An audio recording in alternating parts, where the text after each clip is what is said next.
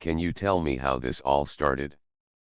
This all started when you housed all us troublemakers together in Compound 1A and we discovered the blind spot in the guard towers. We started tunneling sometime in September. We worked in 90-minute shifts of 3-man crews digging near a bathhouse. We would go in, ostensibly to shower, sometimes excavate up to 3 feet per night, and a 4th crew would get rid of the dirt the next day.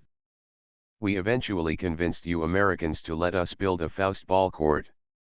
I believe you Americans call it volleyball, which we smoothed out with rakes you graciously provided. I found a map left on the dashboard of one of the military's trucks and brought it back to Compound 1A to show to the captain. That's when we discovered our ticket to freedom. The Gila River. Instead of the 130-mile trek to Mexico, we could build a flatboat and only have to traverse 30 miles to the Gila River, and then we would float down the Colorado River to the Gulf of Cortez and freedom. That's when they started calling us the 3 crazy boatmen.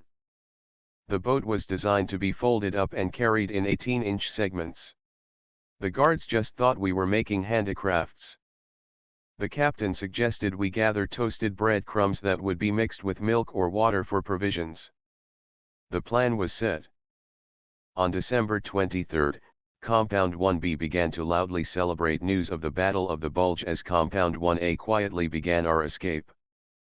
10 teams of 2 to 3 men left with packs of clothing, provisions, and false credentials, escaping by crawling through their tunnel. 25 men in all escaped into Papago Park that night.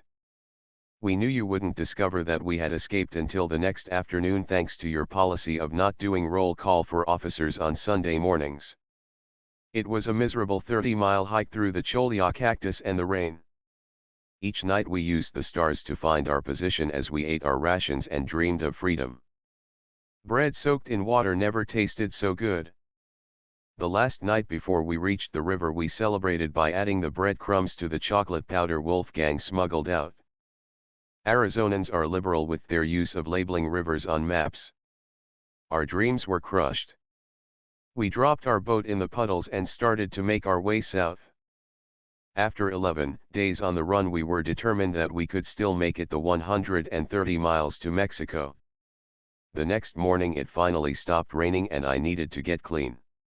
So I left the captain and Frederick to sleep as I went to find a pool big enough for a relaxing bath. That's when I walked right up to a cowboy watering his horse downstream.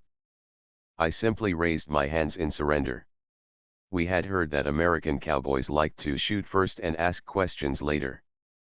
I woke up to a cowboy poking me with a shotgun. And here we are back where we started.